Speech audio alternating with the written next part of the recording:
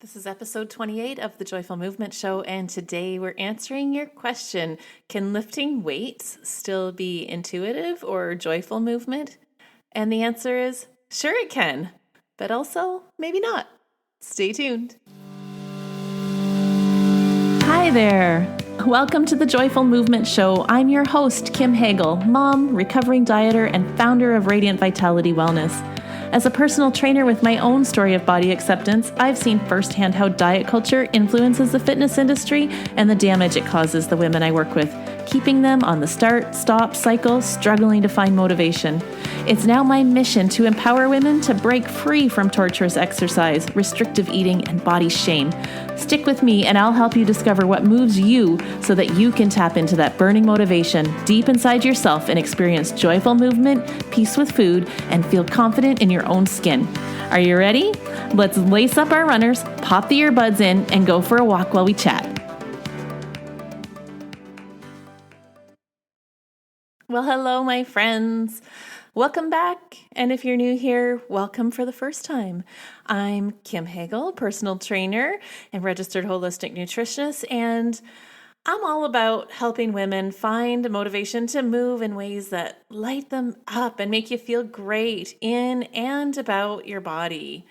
I feel like movement can be this real sticking point for those of us who've spent years on the dieting or weight loss cycle, and where exercise can become this torturous thing we have to do in order to get in shape or lose weight. And that can cause us to have a really dysfunctional relationship with movement.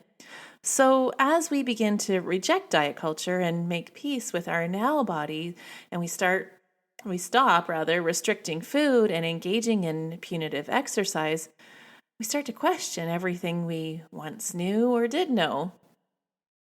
So if you've been listening for a while, then you've heard me say before that there's no right or wrong way to do movement. You don't have to run or lift weights or do cardio on the stair climber. In gyms, working out, fitness, it's all a modern day invention anyways. And the truth is that humans don't need exercise. We just need to move. And there's a multitude of options available. You're really only limited by your imagination. Joyful movement is all about discovering what moves you outside of all the rules and shoulds and should nots. I refer to all those rules as the gym police. This is a word that I made up to refer to that voice in your head that's telling you there's a right and a wrong way to move. And if you want more on that particular topic, I encourage you to go back to episode 6, which is to challenge the gym police. So all of that to say that in the non-diet space, there tends to be this misconception that rejecting the gym police and embracing joyful movement or intuitive movement should mean that we always move in a gentle way, like only walking or yoga can be intuitive, joyful movement. And there's almost a misconception that anything intense or choreographed or that requires you to use gym equipment, that it's all toxic diet culture and inherently evil. And I don't agree with that message at all, and certainly isn't the message that I want to send. Well, it's true that fitness culture and diet culture are really intertwined, and often there's a belief perpetuated that the only point of exercise is to achieve a certain look or level of fitness or to lose weight. It's not true that the equipment or the gym environment or the activity itself is inherently toxic. It's more the attitude around it. In rejecting the gym police and embracing joyful movement, I'm not saying that you have to reject gyms or cardio equipment or lifting weights. You just need to reject the rules and the whole belief that there's a right or wrong way to exercise, because there's no good or bad.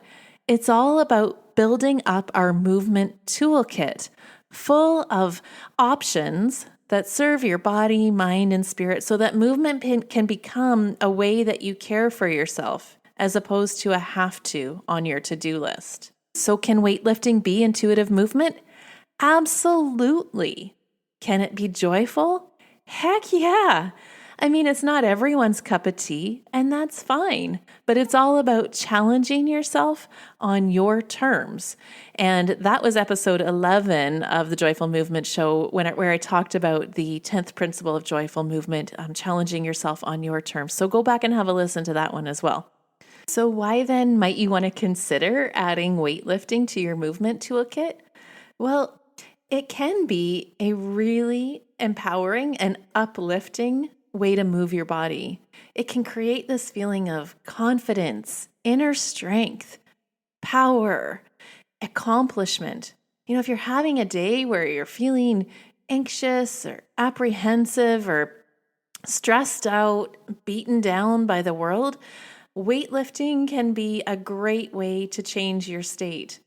I had a client that I worked with for quite a long time, Becky, and she loved nothing more than doing snatches with the barbell, which is a move where you take a big barbell and snap it up over your head. She would always just beam whenever we got the barbell out, and she'd say, "I just feel like such a badass." So how do you know if you're at the point in your joyful movement journey where you might want to explore weightlifting or strength training in some way? It really just comes down to what your goals are for movement. There are tons of benefits to weightlifting, not just for your physical body, but also your mind and spirit too. Of course, we all know first and foremost that weightlifting helps to build muscle, thereby helping to make you stronger all over.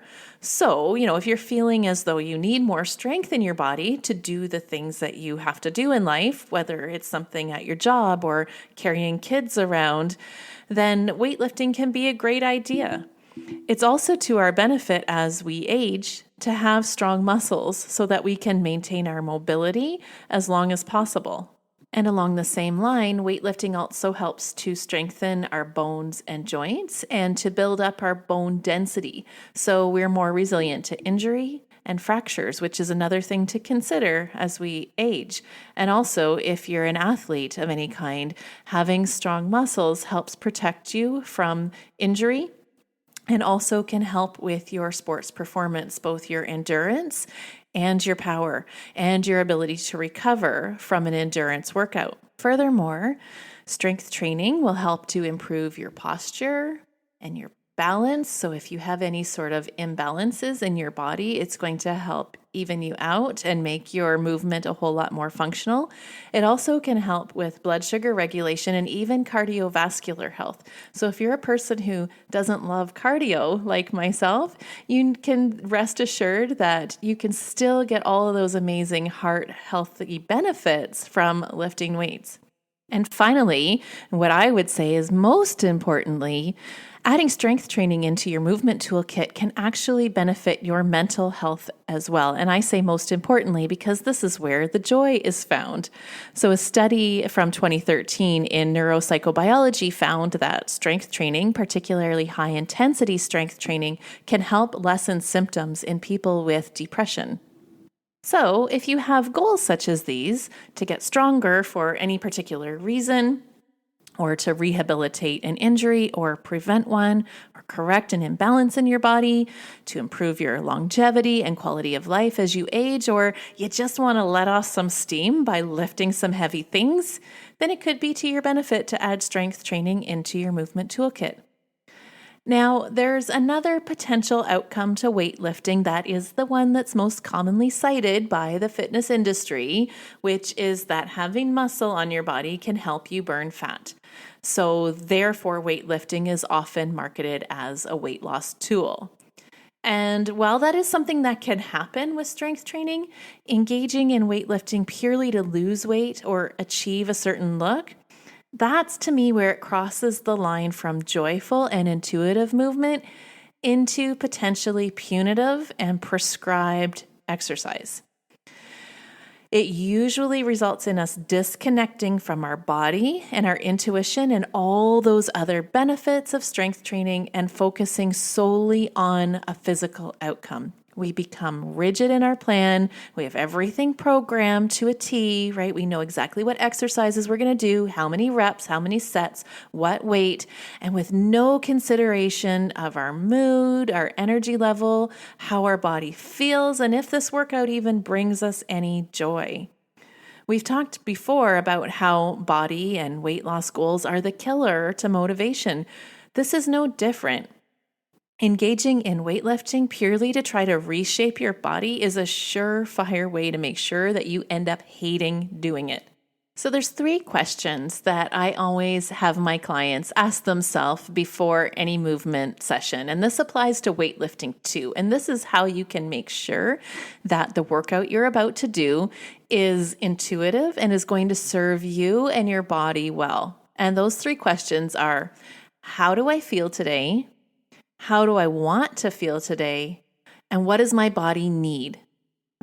So I like to do this while I'm warming up. I'll ask myself these questions while I do a little check-in with my body.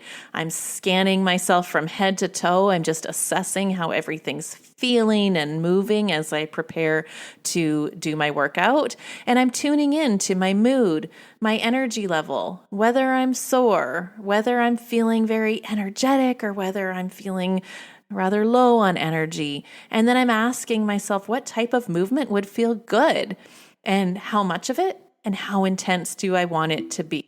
And so from there, as you ask yourself these questions and as your body gives you the answers to these questions, you're able to set your intention for that particular workout or movement session.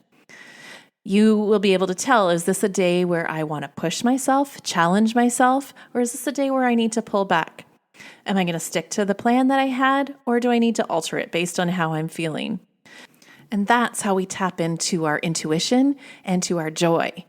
That's how any kind of workout, even an intense weightlifting workout, can be fun, because we've listened to our body and we've determined what we need in that moment and we've responded appropriately. So when we do that, it's fun. Now, just a little note on joy, because this is another thing that people often get confused about. Like, we're supposed to be happy and loving every single moment during a workout or a movement session. And I don't know about you, but if you've ever done a hard, intense workout, there's moments there where you don't necessarily love what's going on. So it can be confusing. And then it's often assumed that working hard then isn't compatible with joyful movement. If you're pushing yourself, the whole idea is to go beyond your comfort zone, and that feels hard and not very fun in the moment. So then are we never to push ourselves if we're chasing joyful movement? No, of course not. It's normal and natural to struggle during a hard workout. It's normal to doubt yourself and wish that it would be over. I still do this too. The difference is all in your mindset. Feeling the need to push yourself or punish yourself because you have to in order to achieve an impossible goal, like weight loss or a certain look or a certain athletic achievement, that's not joyful. That's punishment. But challenging yourself to see what you're capable of on a day when your body feels up for a challenge, that feels pretty amazing. And even though it was hard work at the moment, you leave that session with a feeling of pride and a feeling of accomplishment, and that is joyful. Okay, so weightlifting can be joyful and it can be intuitive. Follow-up question then is, what about planning workouts or programming your training? I mentioned before how prescribing to a plan can take us out of our intuition and can disconnect us from our body. So is planning and programming at all compatible with intuitive weightlifting?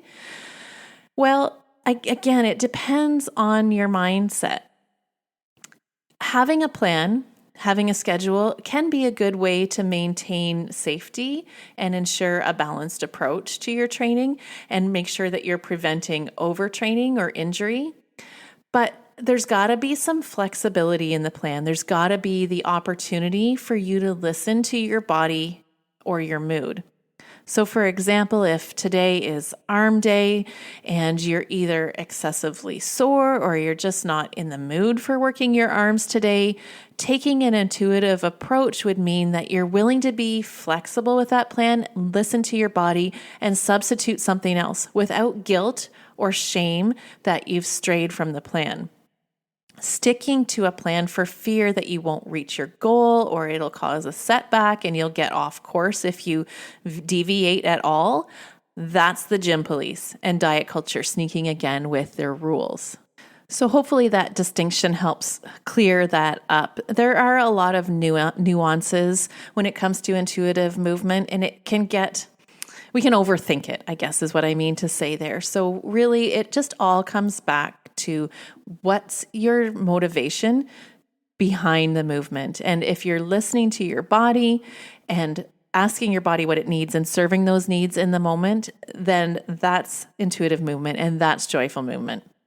So if you're listening to this and thinking that you'd like to incorporate weight training into your movement toolkit, it is important that you get some instruction and support if you're a beginner, if you're just starting out. You're going to want to make sure that you're working with a qualified professional who understands your goals and can help you figure out which movements to incorporate that are safe and effective for the goals that you have and with the abilities and limitations that are unique to you. And you want that professional to be able to be there to guide you through the movement to ensure that your form is good so that you progress safely and without injury. Now you might be listening and going, yeah, I hear the benefits. I want to include weightlifting in my movement toolkit. I see the benefit of having support, but I'm not so sure about going into a gym. That can invoke a feeling of fear and anxiety in a lot of people. And I just want to say that fear is entirely justified. Gyms are not always a safe and supportive environment. I have met more than a few women and men too who have felt intimidated, judged, stigmatized, shamed, or like a failure in a gym or fitness environment. And I'm talking beyond even just the traditional gyms, even some private studios or even online programs where we don't even have a personal interaction with the instructor can cause us to have these kinds of feelings.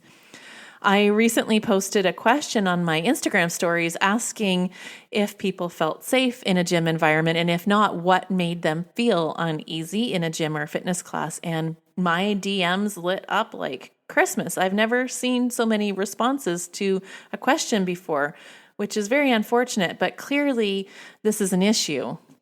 And people were saying things like, even the person at the front desk wasn't welcoming and they felt intimidated, or they didn't enjoy having to be weighed and measured and put through fitness tests. They felt like a lost cause. It's intimidating to see the bodybuilders grunting and throwing their weights around, or people looking at you and making judgments while you work out. Feeling like an outsider in a fitness class because everybody knows what they're doing but you. And trainers and instructors who assume you're only there to lose weight and talk constantly about burn this, tone that, earn your dessert, and all of those diet culture-y motivation sayings that get said. Now, I'm not trying to paint gyms or all trainers and fitness instructors with a bad brush here, because most of them are genuinely amazing people who are very passionate about their work and care very deeply for their clients and only want to help them achieve their goals. The problem isn't the gym or the trainers themselves. It's the influence of diet culture on the fitness industry that, unfortunately, most fitness professionals are completely unaware of. I mean, that was me too. All I knew up until a couple years ago was how to design workout programs in order to achieve a certain physical look or outcome. That's how we're educated, and that's how we're taught to support our clients. Of course, we know all the other benefits of exercise, but it's almost taught to us as a side effect of getting in shape and losing weight. And generally, most clients we see in a gym present with a weight loss goal. So it's only natural that our programming revolves around this. We want to give people what they came for. So it's natural and it's understandable, but it's off-putting to many people. And I think it just really needs to change. And that's why I speak out about this kind of stuff. It's not truly effective at motivating people, and it doesn't make the gym environment welcoming or accessible to many folks. So what I recommend if you're looking to learn strength training in a safe, empowering, weight-inclusive way is to seek out a non-diet personal trainer. They are out there. If you search the internet or social media, you should be able to tell by their bio or their website what they're all about. There's key words that you want to see in their marketing. Words like non-diet, weight inclusive, health at every size aligned, or functional movement specialist. This should be really clear when you're looking at their stuff. But if you're not sure, send a message and ask what their views on health at every size are and weight neutrality. A non-diet trainer should have policies around body-centered metrics. Like, for instance, myself, I never weigh or measure my clients. I don't talk about the size of their body at all, ever. I never use words like burn, tone, slim, shape, sculpt. The only time I talk about body parts is in reference to form or function. So look for those words or listen for those words if you're having a consultation with a potential trainer, and you'll get a feel for whether they seem like a good fit for someone who's going to support your non-diet movement goals. And if you can't find a non-diet trainer, or if it makes more sense to go to your local gym, then it's important for you to know that you'll have to advocate for yourself. So I recommend before you even step foot in the door, know your goals, know your why. Determine what it is that you want out of your fitness program before you even begin. You want to be really clear on your goals so that you can clearly communicate to your trainer what it is that you're training for. That way, when you do meet together, you can share that. And if they ask about weight loss and such things, you can say that, when you focus on weight, it really messes with your motivation. So you're choosing to set non-weight related goals, and they should honor that goal. Next, you can ask how your progress will be measured.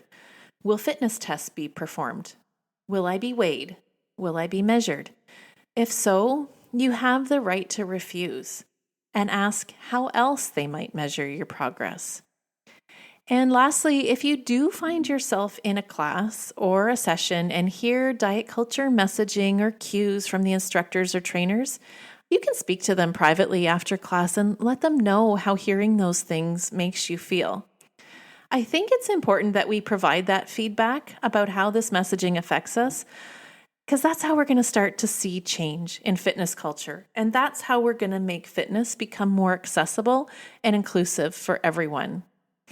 All right, so hopefully that clears up your questions about weightlifting the intuitive or joyful way and gives you some ideas on the benefits of strength training and how you can get started with it in a safe way. It really just all comes back to listening to how your body feels and choosing movement each time that will get you closer to the desired feeling that you're after. Challenging yourself on your terms because you want to, not because any set of rules says that you have to. If you found this episode helpful, I'd love if you'd share it or take a few minutes and leave a review over on iTunes. Thank you so much for hanging out with me today. I do appreciate each one of you for being part of the Radiant Vitality community.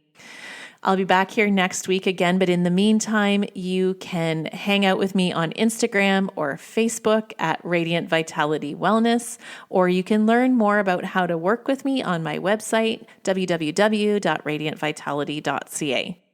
Bye for now, my friend, and here's to your Radiant Vitality. Hey, before you go, I just want to tell you how grateful I am for you. It means the world to me that you're part of our Radiant Vitality community. I've got a free gift for you. Head on over to my website and download The Motivation Secret, the simple mindset shift that will get you off the start-stop cycle for good. The link is in the show notes. And hey, if you enjoy this podcast, the greatest gift you could give me is to leave a review or share this episode with a friend. Your shares and reviews help move our show up the rankings on the podcast directories so that it can be seen by more women just like you who are ready for something different with fitness. Bye for now, friend.